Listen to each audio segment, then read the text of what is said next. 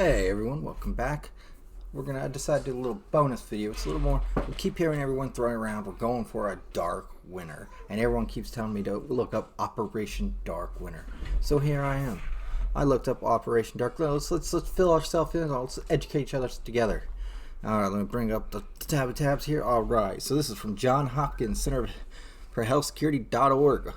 Events. This is Dark Winter about the exercise. Now I'll put these in the link, and I'm also going in the description. I'm also going to put the Dark Winter script in the description because it's 44 pages.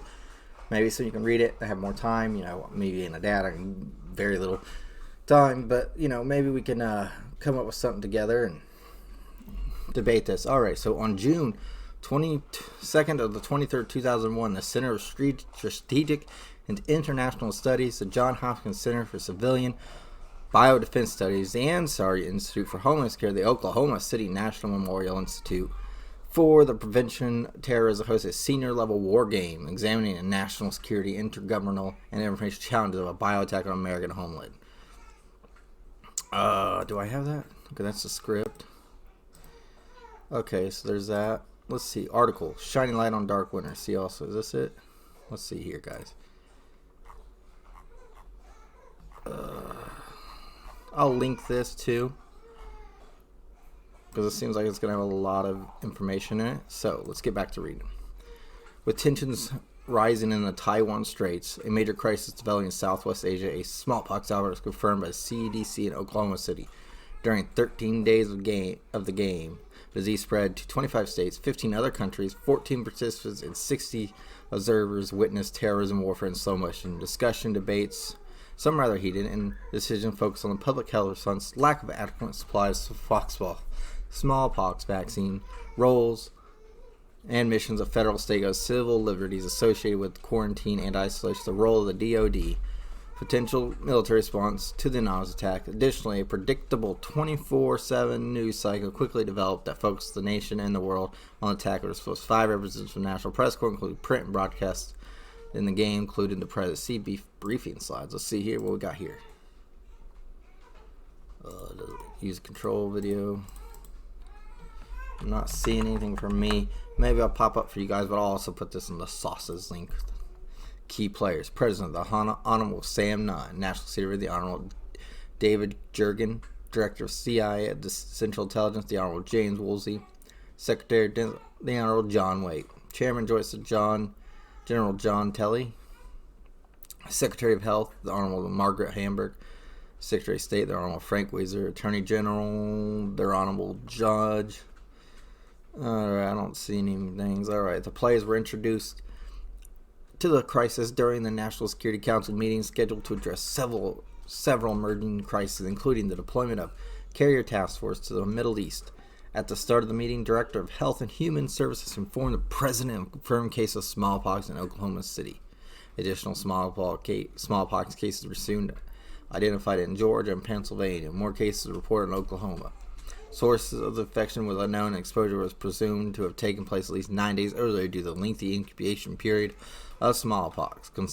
Consequently, exposed individuals had traveled from the loci, I believe that's, of what was now presumed to be a biological attack. The scenario spanned 13 days. So far, it's taken place in Oklahoma. We know the incubation period for smallpox is 9 days, and they're saying, you know, the scenario spawned 13 days. All right, findings. Number 1, an attack on the United States with biological weapons could threaten vital national security interests, massive civilian casualties, breakdown in essential and violation of democratic process, civil disorder, loss of confidence in the government, and reduce U.S. strategic surveillance abroad are among the ways the biodefense might compromise. Look over under the beer flu. You know, I would say we've had breakdown in essential institution. We've had violation of the democratic process, civil disorder. Yeah, loss of confidence going to reduce. Yeah, I say most of those pretty act on. Number 2, current organizational structures and capabilities are not well suited for management of a BW, I believe is biological warfare attack. Major fault lines exist between different levels of government, federal, state, and local, between government and the private sector, among different institutions and agencies, and within the public and private. Those disconnects could impede situational awareness, and compromised ability to limit loss of life suffering. So essentially saying, we're not really, since our federal government doesn't control everything, it's going to cause some problems. But that's how the founding fathers wanted it. They didn't want the federal government having all this power. All right. Which I think even for the beer flu, this might even be true. Some of the local states, it took a minute for us to get on the same page. There is no surge compatibility in the U.S. healthcare and public health system or in the pharmaceutical vaccine industry. The industrial limited supply surge capacity could result in hospitals being overwhelmed, being inoperable, and it could impede public health agencies. Analysts of the scope source process the epidemic, their ability to eradicate the ability to educate and research the public, the capacity to limit capability to spread these. This wasn't really much of an issue in Wu flu, so I really don't know if we could compare, beer flu to what they're saying, because that's assuming mass sickness. I mean, I'm talking not 200,000, 300. We're talking millions, multi-millions. Every area would have to be overrun. You're talking maybe 25 to 30% of your area. Should a continuous biological weapon pathogen be used, continuing to spread of disease will present significant ethical, political, cultural, operational, and legal challenges, of course. Smallpox, because of its high case fatality rates and transmissibility, results in one of the most serious biological warfare threats to the civilian population. In 1980, the World Health Assembly announced that smallpox had been eradicated and recommended that all countries cease vaccines, although labs in 2 countries still officially store smallpox samples, U.S. and Russia. Its reappearance would almost certainly indicate an intentional outbreak. What baffles me is why we didn't still make vaccines for this. If we're so worried about it, there should still be vaccines. And I don't believe U.S. and Russia. I believe China is. Let's add U.S., Russia, and China, because China will lie. Hell, maybe some of the Middle Eastern countries might. But what baffles me is we're just not making vaccines, which we should. Aerosol release of smallpox virus disseminated among a relative smallpox could result in a significant epidemic. Evidence suggests the infectious dose is very small. Several factors are cause for concern. The disease has historically been feared as one of the most serious of all the pestilential diseases. It's a physical disfiguring. It bears 30% case fatality rate. There's no treatment and is communicable from person to person. Vaccination ceased in this country in 1972, and vaccination immunity acquired before that time has now waned. Prior to the down swallow outbreaks in Europe, I think that victims had a potential to infect 10 to 20 others. However, there's never been a small case with the density yet. In 1947, a response to a single case of smallpox in New York City, 6,350,000 were immunized, 500,000 in one day, including President Harry Truman. In 1970, after disappearing from Yugoslavia for 4 days, a single case of the smallpox surge. There are 2 ways to control smallpox: epidemic vaccine and isolation. Yugoslav communist leader used both. He instituted nationwide quarantine and immunized the entire country, 20 people using vaccines supplied by World Health.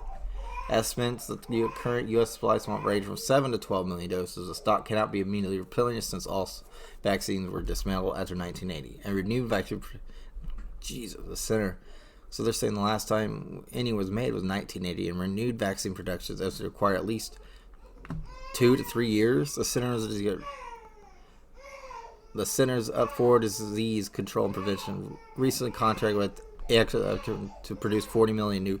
That's nuts. They're saying it'll take 3 years to get up and riding, and yet we're not. So that's Dark Winter. Now the Shining Light, I believe this goes more into detail about it, so I'm going to link that too. The slideshow didn't load me, but that'll get linked. This is the 44 pages of the script, so let's link that. Alright, Operation. Let's see what Wiki has about it. Operation Dark Winter was a code name for a senior level bioterror attack conducted June. It was designed to carry out a mock vaccine version of the COVID. Yeah, this is exactly what we went over. So I don't know how weak the wiki. And then the exercise over at Center for Biosecurity.org, June 23rd. Oh, does it have the slides on here? Aha. Bam.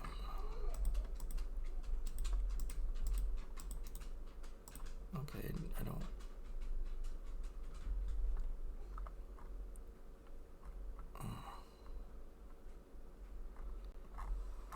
Let's see if I can't get it. Okay. Okay, they missed it. I'm going to link this one too because it does have the slideshows on it. Can't really see them that well.